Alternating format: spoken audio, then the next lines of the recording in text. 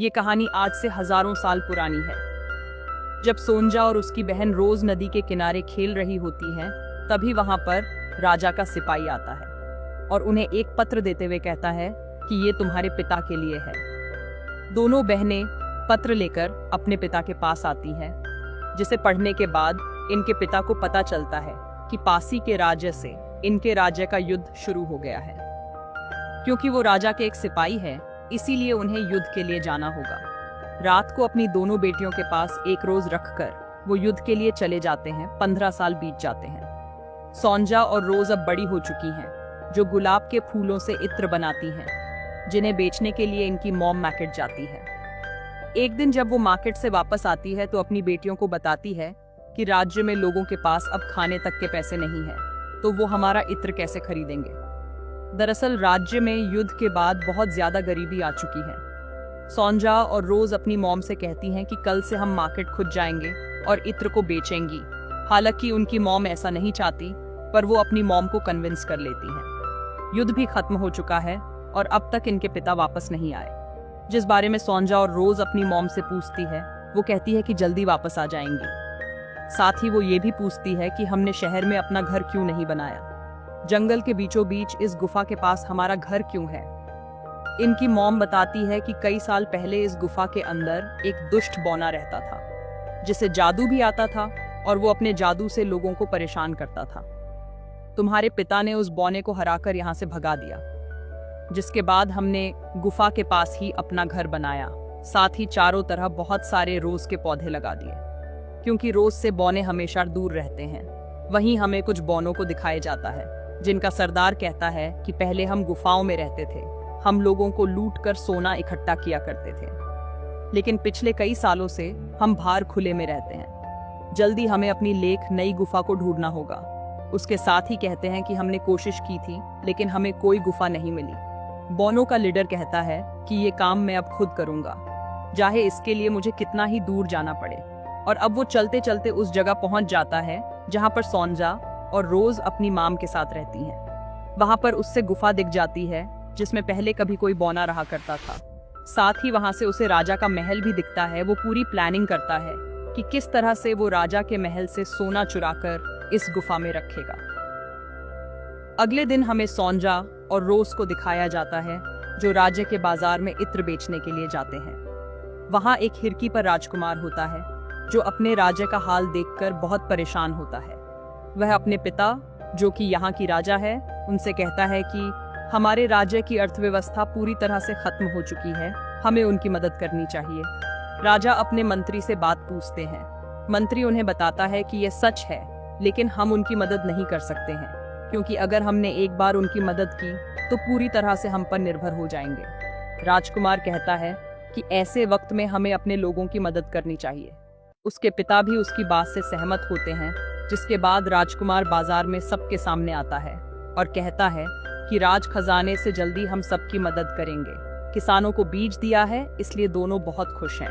अभी राजकुमार के घोड़े के सामने का आदमी आ जाता है। दरअसल ये वही बौनों का सरदार है, जो अपना भेष बदलकर यहाँ पर आया है।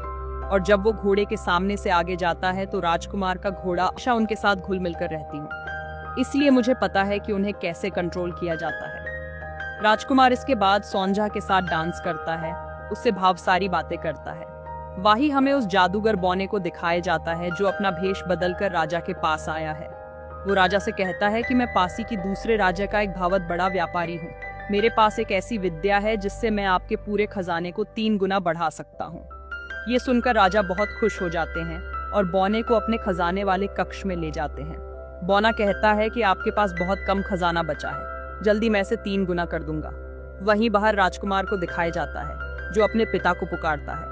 अपने बेटे की आवाज सुनकर राजा बाहर जाते हैं और ठीक उसी वक्त वो बौना अपने असली रूप में आ जाता है और कक्ष में जितना भी खजाना होता है वो अपनी पोटली में भर लेता है।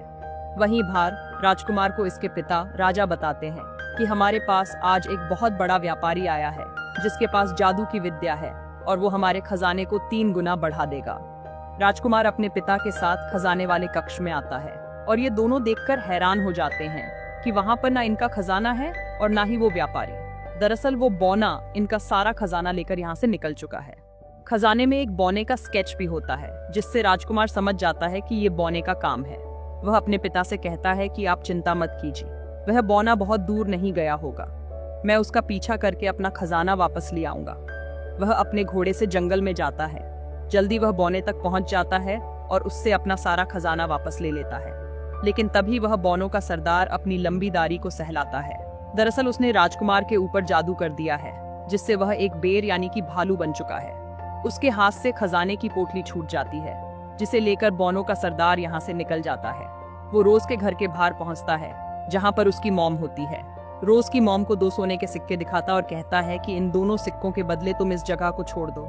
आज के बाद ये घर और ये गुफा मेरी हुई। उसकी मॉम कहती है कि नहीं, ये कभी नहीं हो सकता। मैं जानती हूँ कि तुम एक दुष्ट बौने हो। बौना उसे और भी लालच देता है, लेकिन वो बौने की बातों में नहीं आती, जिससे बौना अपना अपक खो बैठता है। वो अपनी दाढ़ी को सहलाता है। अब वो अपने जात उससे में कहता है कि मैं जल्दी वापस आऊंगा और इन गुलाब की झाड़ियों को काट कर गुफा पर अपना कब्जा कर लूंगा।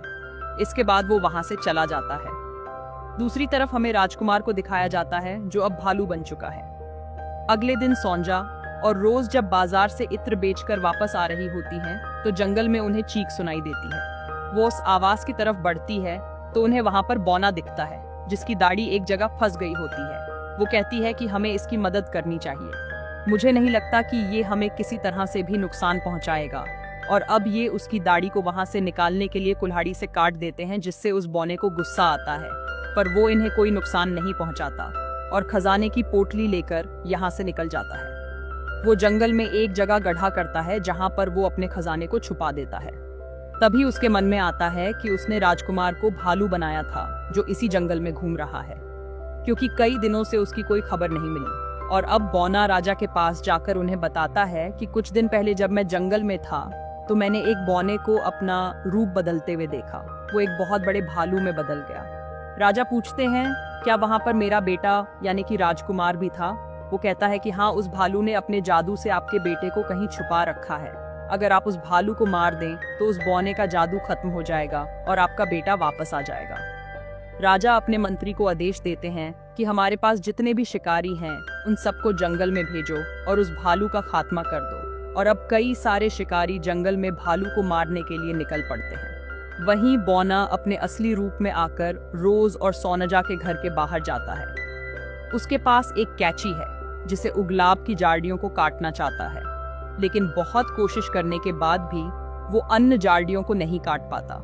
रोज की मॉम उसे देख लेती है और कहती है कि इसका कोई फायदा नहीं है, उन्हें झाड़ियों को कभी नहीं काट सकते। बौना कहता है कि किसी भी कीमत पर मैं इस गुफा को हत्या लूंगा और गुस्से से वहां से चला जाता है। नदी में बौना जब पानी पी रहा होता है तो उसकी दाढ़ी नीचे पत्थर में फंस जाती है।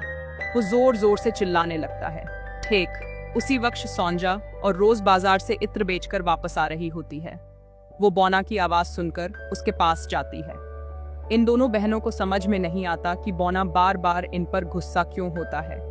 सोंजा बहुत उदास भी होती है, क्योंकि राजकुमार ने उससे वादा किया था कि वो उससे मिलने के लिए आएगा, पर अब तक उससे मिलने नहीं आया।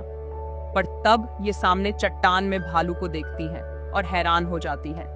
दरअसल इतने सालों में आज पहली बार इन्होंने इस जंगल में भालू को देखा है। ये भालू बहुत शांत और डरावा होता है। उसके हाव भाव से सोंजा समझ जाती है कि वो किसी पर हमला नहीं करना चाहता। तभी यहाँ पर राजा के वो सिपाही और शिकारी आ जाते हैं, जिन्हें यहाँ पर राजा ने भालू को मारने के लिए भेजा है। सोंजा उनसे पूछती है कि आप लोग यहाँ पर क्यों आए हैं। वो बताते हैं कि राजा ने हमें इस जंगल में भालू को मारने का आदेश दिया है। जो सुनकर सोंजा को बहुत दुख होता है, क्योंकि उसने भालू के एक्सप्रेशंस को देखा था। वो बहुत ज्यादा डरा हुआ था। अगले दिन एक बार फिर से जब इन दोनों के दोनों जंगल में घूम रही होती हैं, तभी इन्हें बौने के चिल्लाने की आवाज आती है। आज उसकी दाढ़ी एक बहुत बड़े पत्थर के नीचे फंस गई होती है। वो चिल्ला चिल्लाकर इनसे मदद मांगता है। ये दाढ़ी को निकालने की कोशिश करती है, लेकिन इसका कोई फायदा नहीं होता और एक बार फिर से इन्हें बौने की दाढ़ी को काटना पड़ता है। बार बार दाढ़ी काटने की वजह से बौने की जो लंबी दाढ़ी थी, अब वो बहुत छोटी हो चुकी है, इसलिए उसे बहुत गुस्सा आता है। वो कहता है कि तुमने मेरी खास दाढ़ी को काट काट कर छोटा कर दिया, मैं तुम्हें इसके लिए सजा दूंगा। ये कहकर वहां से चला जाता है। अब ये दोनों की दोनों घर पर आ जाते हैं। जहाँ पर ये अपनी मॉम को बताते हैं कि जंगल में राजा के शिकारी भालू को मारने के लिए आए हैं, जो कि मासूम है, वो बेबस है। इसलिए हम सारे शिकंजे निकालकर जो उन्होंने भालू को पकड़ने के लिए जंगल में लगाए थे घर ले आए हैं। इनकी मॉम कहती है कि तुमने बहुत अच्छा किया। साथ ही ये अपनी मॉम को बताती है कि आज एक बार फिर से हमें वो बौना मिला था जिसकी दाढ़ी पत्थर के नीचे फंस गई थी। हमें उसकी दाढ़ी को काटना पड़ा, पर जब भी हम उसकी दाढ़ी काटते हैं पता नहीं क्यों वो गुस्सा हो जाता है। इनकी मॉम बताती है कि उसका जितना भी झाड़ू है वो उसकी दाढ़ी में है, इसीलिए वो गुस्सा हो जाता है। जितने ज्यादा लंबी उसकी दाढ़ी होगी उसका झाड़ू उतना ही बड़ा होगा। वही हमें जंगल में अब शिकारियों को दिखाया जाता है, जिन्हें भालू दिख जाता है वो तीर से उसके ऊपर हमला करते हैं। भालू अपनी जान बचाने के लिए भागता है। उसे एक गुफा मिल जाती है जहाँ पर वो शिकारियों से तो बच जाता है, लेकिन उसका एक हाथ शिकंजे में फंस जाता है जिससे उसे बहुत दर्द होता है। और अब उसी तरह दर्द से कराता हुआ वो सोंजा और रोज के घर तक पहुंच जाता है। ये दोनों बहनें उसे देखकर वो सोंजा और रोज के घर तक पहुंच जाता है, जहाँ पर वो इसके शिकंजे को निकाल देती है, लेकिन अब भी उसके हाथ से भवत खून आ रहा होता है। वही मंत्री और जितने भी शिकारी होते हैं वो इनके घर तक पहुंच जाते हैं। सोंजा और रोज की मॉम कहती है कि हमें इस भालू को छुपाना होगा, वरना वो सब मिलकर इसे मार देंगे। ये भालू को छुपा देते हैं। जिसके बाद सोंजा की मॉम बाहर जाती है। वो मंत्री से पूछती है क्या हुआ। मंत्री बताता है कि इस जंगल में एक भौना है जिसने भालू का रूप धारण कर रखा है। हम उसी को पकड़ने के लिए तुम्हारे घर तक आए हैं। उसके पैरों के खून के निशान तुम्हारे घर तक आ रहे हैं, इसलिए हमें तुम्हारे घर की तलाशी लेनी होगी। वो कहती है कि आप तलाशी ले सकते हो। ये घर की तलाशी लेते हैं, लेकिन इन्हें वहाँ पर भालू नहीं मिलता, इसलिए माफी मांगकर सबके सब यहाँ से चले जाते हैं। सबके जाने के बाद ये भालू को बाहर निकालते हैं, उसके हाथ पर मरहम पट्टी करते हैं, लेकिन सोंजा हमेशा राजकुमार की याद में खोई रहती है। कुछ और दिन बीत जाते हैं। भालू अब पूरी तरह से ठीक हो चुका है। वो सोंजा के साथ डांस भी करता है। दूर चट्टान से बौना देख रहा होता है। उससे पता चल चुका है कि इन्हें के घर में राजकुमार यानी कि भालू छुपा हुआ है। सोंजा रोज की मॉम कहती है कि भालू अब ठीक हो चुका है, इसलिए उसे जंगल में जाना चाहिए। भालू वहां से चुपचाप चला जाता है। अब बौना एक बार फिर से अपना रूप बदलता है और वो सोंजा रोज के पास आता है कि मैं एक दूसरे देश का व्यापारी हूँ। मैंने राजकुमार को देखा था। वो हमेशा सोंजा को याद करते हैं। सोंजा कहती है कि मैं उनसे मिलना चाहती हूँ। वो कहता है कि एक शर्त में मैं तुम्हें उनसे मिलवाऊंगा। इन दोनों को वो इनके घर के पास लाता है। दरअसल आज इनकी मॉम घर पर नहीं है, वो बाजार इत्र बेचने के लिए गई है। व्यापारी कहता है कि तुम्हें अपने घर के सामने से इन सभी गुलाब के पौधों को काटना होगा, जिसके बाद मैं तुम्हें राजकुमार से मिलवाऊंगा।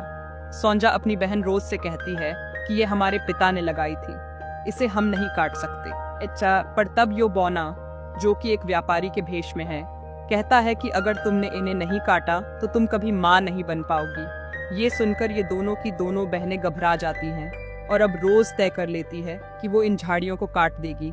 पर इससे पहले क्यों झाड़ियाँ काटती? सोंजा देखती है कि सामने चट्टान पर भालू है जो अपनी गर्दन हिलाकर इन्हें झाड़ियाँ काटने से मना करता है। रोज झाड़ियों को काटने वाली होती है कि सोंजा उसे रोक लेती है, जो देखकर बावना अपने असली रूप में आ जाता है। वो उनसे कुल्हाड़ी छीनकर खुद ही झाड़ियों को काटने के लिए उनके बीच में चला जाता है। ये जादुई झाड़ियाँ है जिसे कभी कोई बावना नहीं काट सकता। किसी का जादू यहाँ पर नहीं चल सकता, और इसलिए जब वो झाड़ियों को काटने की कोशिश करता है, वो इन गुलाब के पौधों की झाड़ियों की जादुई शक्ति से जलकर राख हो जाता है। उसका खात्म हो जाता है। उसके खात्म होते ही भालू एक बार फिर से अपने असली रूप में आ जाता है। दरअसल अब वो इनकी आंखों के सामने राजकुमार बन जाता है।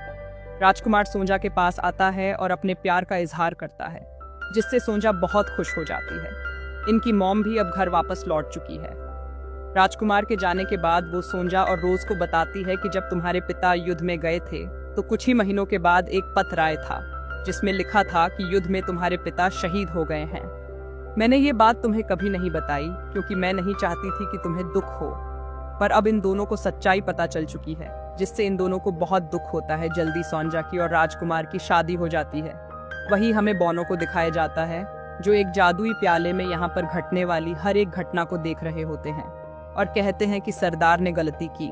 हमें उस गुफा को हथियाने के लिए कोई नया रास्ता, नई तरकीब निकालनी होगी। आपको क्या लगता है, क्या बौने उस गुफा पर अपना कब्जा कर पाएंगे, या इन बौनों का भी वही हाल होगा जो इनके सरदार का हुआ था?